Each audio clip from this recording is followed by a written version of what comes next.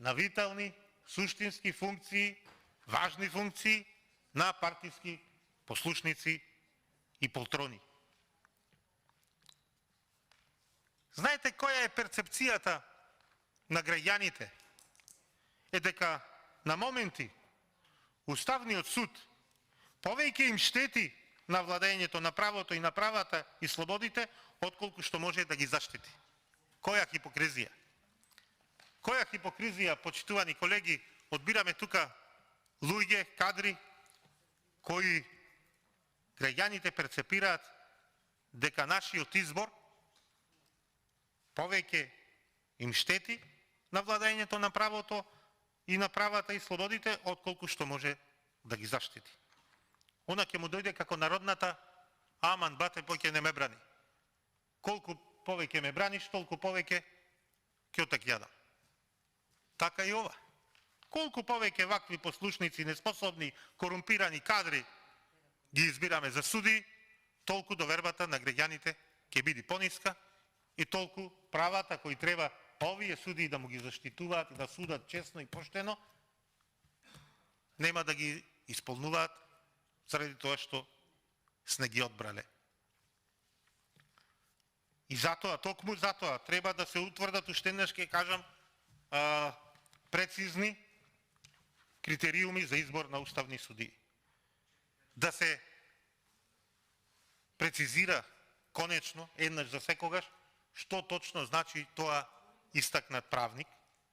Затоа што во минатото имавме случаи кога се избира уставни судии, дури и личности кои не се правници. А овде имаме денеска случај за луѓе кои воопшто немале никаква допирна точка со функционирањето на правосудниот систем во државата. Ниту обвинител, ниту судија, одеднаш прво нешто вклучување, прва функција во правосудниот систем, уставен судија во Уставниот суд на Република Македонија. Во највисоката судска инстанца во државата. Но со утврдување на законска рамка, доколку тоа би се направило за избор, веројатно нема да се избегне политизација при изборот на кадрите, затоа што тој е врзан со политичките институции.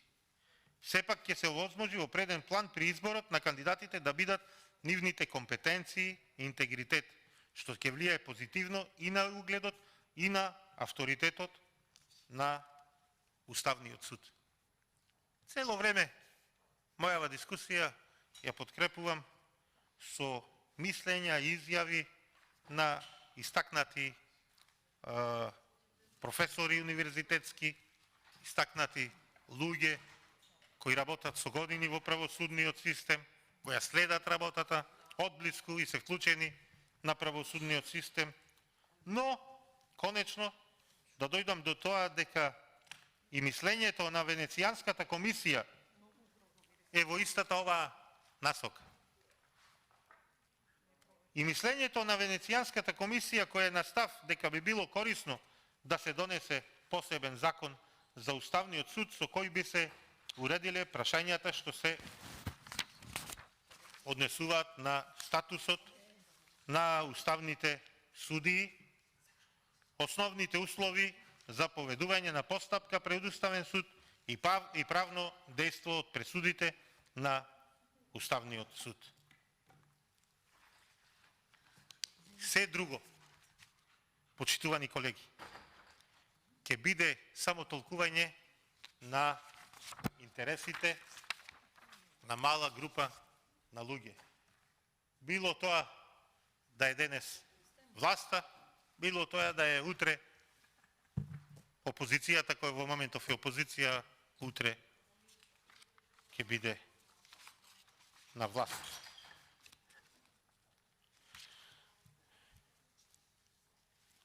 Зошто е многу важно ова што денес е точка на дневен ред, изборот на уставни судии? Зошто толку многу ние како опозицијски пратеници се спротивставуваме на изборот на лоши кадровски, партиски решенија од ваша страна. Одговорот ќе ни го даде ако ги разгледаме и увидиме надлежностите на Уставниот суд. Што тоа толку на некоја група од 20-30 луѓе од врвот на Социјалдемократскиот сојуз му е важно токму нивните послушници да бидат уставни суди, да видиме што треба да работат, кои се нивните надлежности за да избереме послушници на мала група луѓе кои ги преку нив реализираат собствените интереси, кои неретко се покажале дека тие намери се пред се нечесни, лукративни, коруптивни. Надлежноста, вели, на Уставниот суд се сведува на неговата стварна надлежност. Неговата местна надлежност ја опфаќа територијата на целата република, затоа што тој како орган sui generis за заштита на уставноста и на законитоста е единствен во републиката. Според член 108 од Уставот на Република Македонија, основна надлежност на Уставниот суд како орган на републиката, односно на нејзиниот уставен поредок, е да ја заштити уставноста и законитоста. Од оваа основна надлежност на Уставниот суд произлегуваат неговите посебни надлежности. За определување на овие надлежности во Уставот е применет методот на позитивна енумерација која се сведува на нивно таксативно набројување. Тоа е сторено со одредбите од член 110 од Уставот и според овие одредби Уставниот суд на Република Македонија одлучува за усогласеноста на законите со Уставот, одлучува за усогласеноста на другите прописи и колективни договори со Уставот, ги штити слободите и правата на човекот и граѓанинот, кои што се однесуваат на слободата на уверувањето, совеста, мислата и јавното изразување на мислата, политичкото здружување и действување и забраната за дискриминација на граѓаните по основ на пол, раса, верска, национална, социјална и политичка припадност. Решава за судирот на надлежностите меѓу носителите на законодавната, извршната и судската власт. Решава за судирот на надлежностите меѓу органите на републиката и единиците на локалната самоуправа. Одлучува за одговорноста на председателот на републиката. Одлучува за уставноста на програмите и статутите на политичките партии и на здруженијата на граѓаните и одлучува за други прашања утврдени со Уставот, со одлучувањето за усогласеноста на законите со Уставот и усогласеноста на другите прописи и колективни договори со Уставот и законите. Уставниот суд остварува нормативна контрола на општите правни акти. Преку нормативната контрола, Уставниот суд всушност ја контролира уставноста на позитивното право, односно го штити супериорното дејство на Уставот во правниот поредок на Република Македонија. Тоа значи дека Уставниот суд врши нормативна контрола само на важечките општи акти, што се однесува до општите акти што престанале да важат. Во деловникот е предвидена можност судот да одлучува за уставноста и законитоста на нормативен акт што престанал да важи, откако е поведена постапка за оценување на неговата уставност и законитост. Под број 1.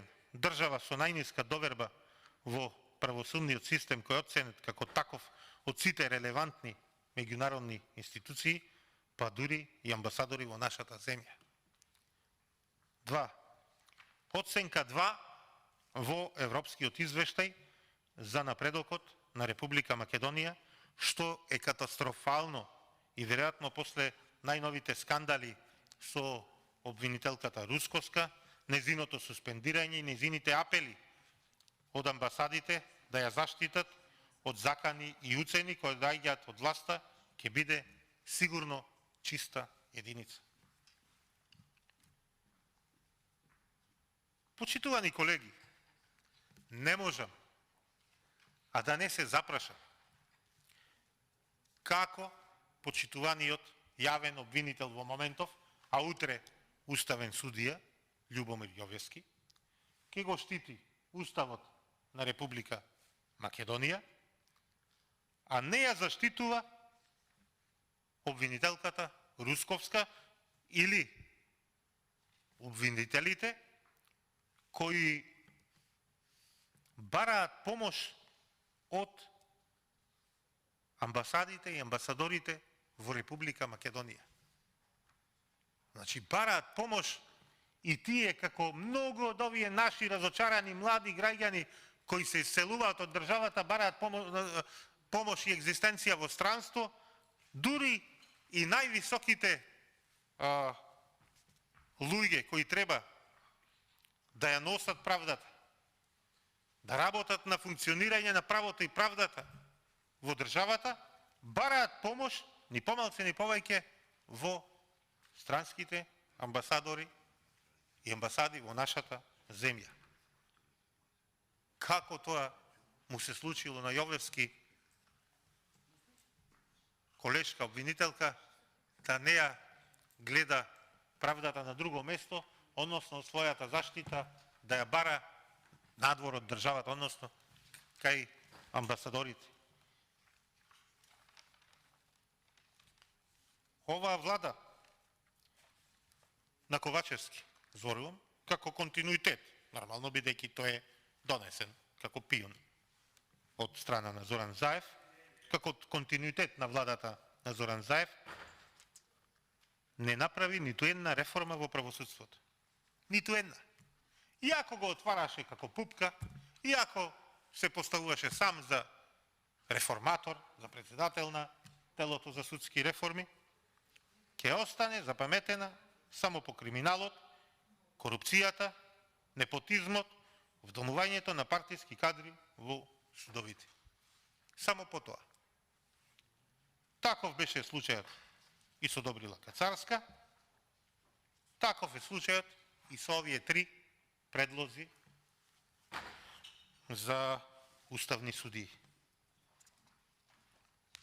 А се започна пред неколку години, кога, ќе повторам, начело со Зоран Заев и заедно со шарените револуционери, се бојадисуваше и мачкаше згради, особено Министерството за правда.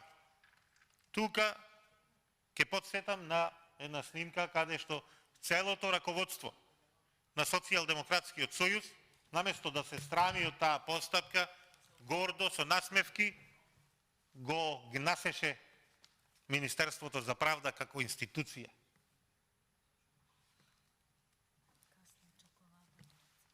Ги бојадисуваше и мачкаше тие згради со паролата нема правда, нема мир. Нема правда, нема мир.